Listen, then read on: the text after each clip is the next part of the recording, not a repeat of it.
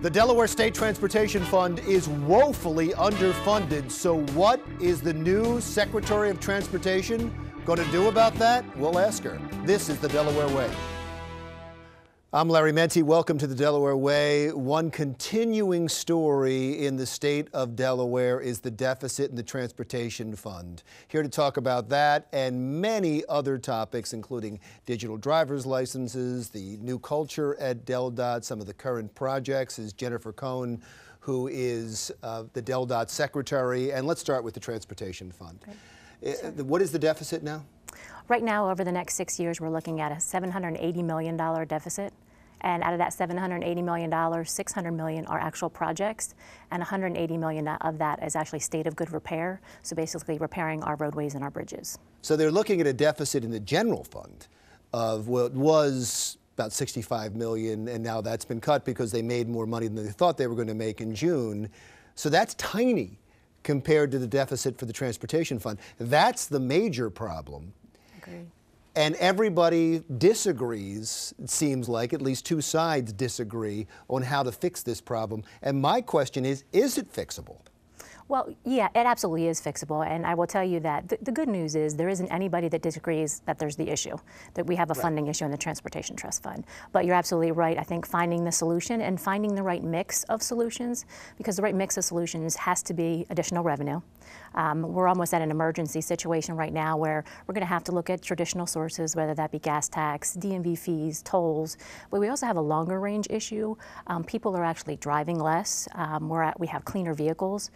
So we need to look at some long-term solutions that are going to potentially replace the gas tax, such as something like a vehicle miles traveled or something like that. Those are some long-term solutions, but we also need to look at ways to stop funding our operating dollars out of the Transportation Trust Fund. When it was created, it was originally created to do nothing but capital infrastructure projects, and over time we've actually had all of our entire operating costs for both DELDot and DTC come out of the Transportation Trust Fund, which is almost half of the revenues that we get. Right. Before anything else can be done, that has to stop. Yeah, it has to stop, and not only does it have to stop, some of it has to be rolled back. We actually have to start undoing some of the, the operating costs that have been transferred to the Transportation Trust Fund. The good news is there is a lot of talk at Legislative Hall about doing just that. So I'm still optimistic we're going to get something done this session.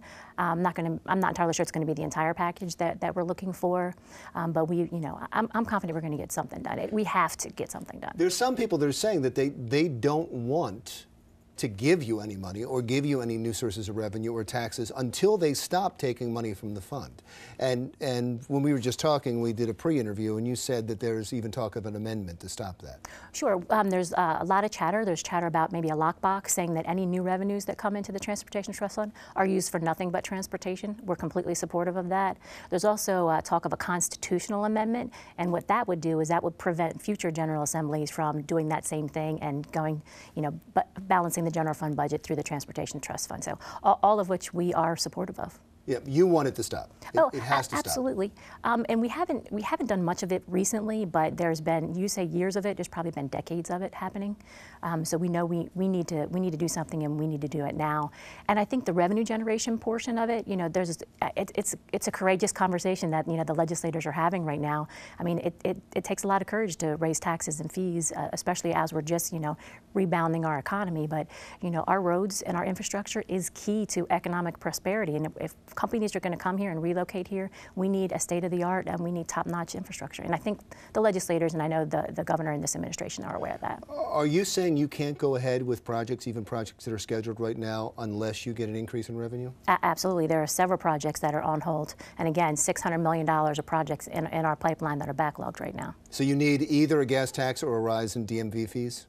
Well, our original request was for $50 million in new revenue, which we would accompany another $50 million in borrowing, which would be a $500 million infrastructure investment over the next 5 years. That was what our original proposal was. The governor put a 10-cent gas tax request in last year. That didn't work out for us. Hugely unpopular. Hugely unpopular. Didn't work out very well for us. But and to his credit, he said to the legislators, "Hey, if you don't like that, bring me something that that we can work with, and we'll do just that." So that's where we're at. We had HB 140 pass the House. It's at a Senate committee, and we're hoping that it'll be heard in the Senate in the next week or two. I want to change topics just a little bit because and it's a story that was in the news today, that I found it odd that your name came up in the story. And it was that you're having this NASCAR races, you're having all these festivals come to town, and when they come to town, they're great for Delaware. They bring tens of thousands of people, but they go and fill up the hotels, and when they fill up the hotels, there are some of those hotel rooms that had been set aside for and paid for homeless to live in. And those people find themselves homeless for these events.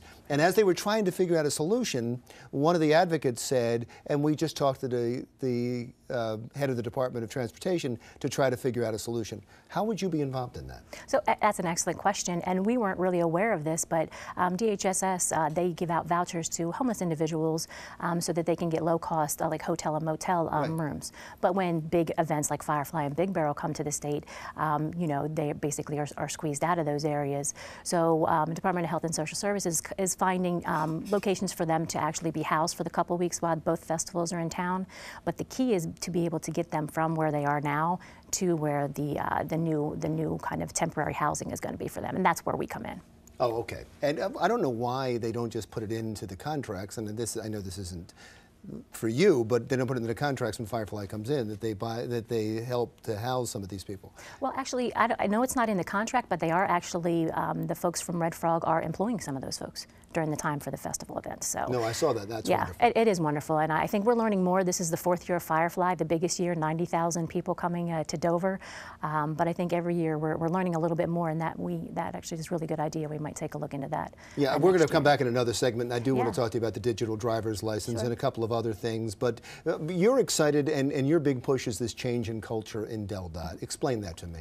Well, you know, we're talking about revenue generation and the deficit that we have, and as a lifelong Delawarean and taxpayer myself, you know, I want to make sure that before we ask any, you know, Delaware citizen for additional funds, that we make sure that we're doing everything we can to be efficient and innovative in the department.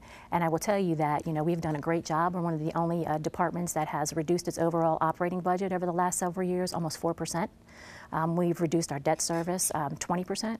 So those things I want to continue to do, and then encourage our engineers and our planners to be really innovative with some of the concepts that they are for project delivery. For example, we know we need to ride in Route 1 around 273. But we don't have $100 million to do that. So we're looking at some creative ways to beef up the current shoulder and make an auxiliary turn lane out of that. So just things like that where we can do things much more inexpensively, much quicker, and more innovative. It's funny that you say, I thought you were going to go somewhere completely different when you talked about a culture change. And we're running out of time for this segment, but I would bring it up when we come right back. I thought the culture change you were going to talk about is just in customer relations, because the DMV across the country, not just in Delaware, has a horrible reputation, something that I would think, as the head of the Department of Transportation, you would want to fix. I'll get your answer to that when we come right back. This is Larry Menti. The Delaware Way continues with Jennifer Cohan, the DELDot Secretary, in just a moment.